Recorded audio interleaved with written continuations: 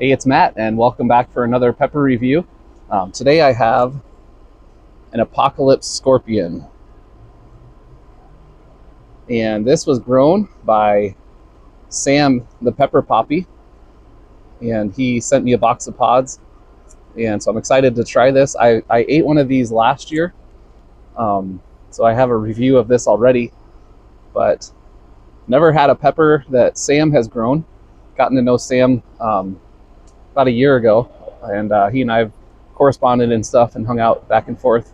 Did a live stream with him a few weeks ago, and so it's been really neat to get to know him. But first time I've actually tried a pepper that he grew, so I'm excited about that. And this one was getting a little bit of just a little degradation on the tip there, so I thought I'm going to start with this one. So let's cut into it and see what she's got for us. So from my understanding, the Apocalypse Scorpion was created in Italy by actually a group of growers that was stabilizing this pepper. That's a cool looking inside. And there's some dark seeds in here. They're not moldy or anything. So this was maybe just a little underripe. If you have a pepper that gets dark seeds, sometimes that means that I don't see any mold.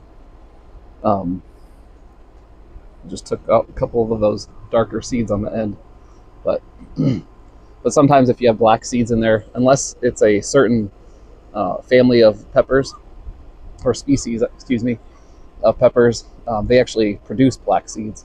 But usually, most cases, it means it's just underripe. So anyway, all right, this should be between 1.5 and 2 million Scoville heat units. So let's try it out.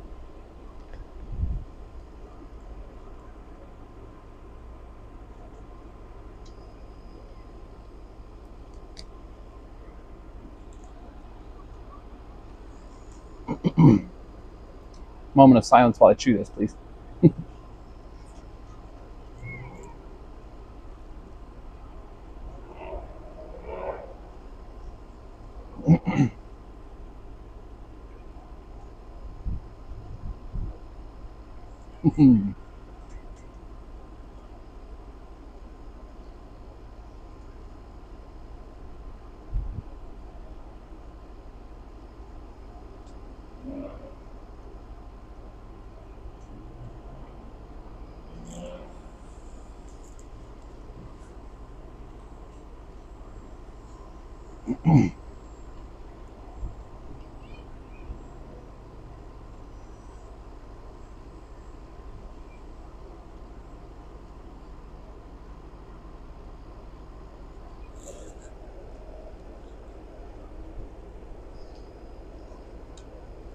All right, I wanted to chew this up really well. Got some plans later today, and yeah, the finer you can chew it, just a little bit easier it is, usually on your stomach and stuff. So, so sorry for the long chew there, but this wasn't a big pepper, but it's packing a punch. So very chinense type of a flavor.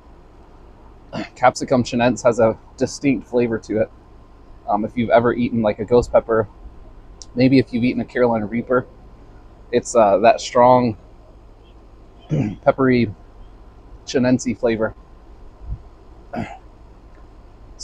This pepper had some fruitiness to it to begin with, but then it was coupled with a lot of bitterness and just some floral. So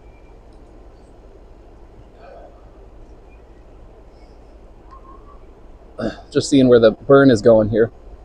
It's kind of located on the back half of my tongue. So not towards the front, not really on the throat, but like the back half of my tongue is where the concentration of this burn is. And yeah, just kind of like if like a chemical type burn. When I was a kid, I've put my tongue on a battery, like a 9-volt battery, double dog dare you. That's kind of what this burn feels like, but it's stronger. It just won't relent. So I grew the Apocalypse Scorpion pepper, boy, 3 years ago, I think it was. And mine were kind of like a small UFO shape with a long tail. So they were very short, squat, and then it had a long tail on it. And they were small, like they were very small. So I really didn't like the plant. I didn't even keep really any of the pods. That year I had tons of peppers and tons of varieties, and I just kind of skipped over that one. They were really, really tiny, and I tried one and it was very bitter, like very bitter. And yeah, so I didn't keep those seeds.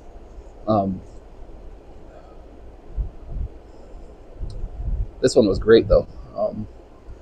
Classic chinense flavor, and I'm like at a, I want to say 3. I'm gonna call it a 2.5. So nothing crazy. Of course, my tolerance is high right now, but we'll see if it builds a little bit. I wanted to share. We've been working through the Proverbs this season, and I have a couple verses I want to share from Proverbs chapter 6, and it's verses 6 through 8. So Proverbs 6 through 8. And the writer of Proverbs here says, "Go to the ant." Can't talk. Sorry. It says, "Go to the ant, thou sluggard. Consider her ways and be wise, which having no guide, overseer, or ruler, provides her meat in the summer and gathereth her food in the harvest." So, a phone call. So if I'm sorry for buzzing in the video, but anyway, this proverb just talks about the ant, right? And it's looking to nature and consider the ant. Think about an ant's life, and specifically how they're not lazy. That word sluggard, not a word we use very often today. But if we find that we are lackadaisical, we're lazy, we're not going to work, or we're not putting forth the work and the effort, this proverb just says that's really not walking in wisdom, right? To think of the ant who doesn't have somebody who's watching over them, giving them their tasks for the day, and yet they gather the food for the winter, right? They spend their summer providing food so that they can survive the winter.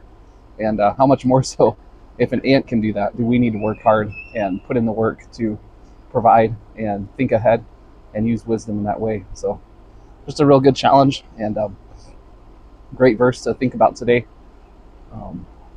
To not be lazy, but to be a hard worker and put forth our best effort. So I was encouraged by that today and wanted to share those verses with us. So this pepper again just kind of peaked pretty quickly, kind of hit hard and fast, and is just kind of lingering. And my current pain scale, again, it's probably, I would give it a 2.5. It's just not quite up to the 3 level, but wonderful burn. And thank you, Sam. Go check out his channel. He's got some good reviews. He does a lot of live streams, and sometimes I'm able to catch him live and stuff. So yeah, great burn, and I needed that today. So I want to encourage you to check out a couple of my videos here. One of them looks interesting to you. Please check that out, and love to have you come along and watch me burn some more. So speaking of which, I just want to say thank you for joining me on this burn, and until next time, we will see you soon, covering all things spicy and keeping up to date with these peppers. So God bless you. Have a great day and keep it spicy. We'll see you.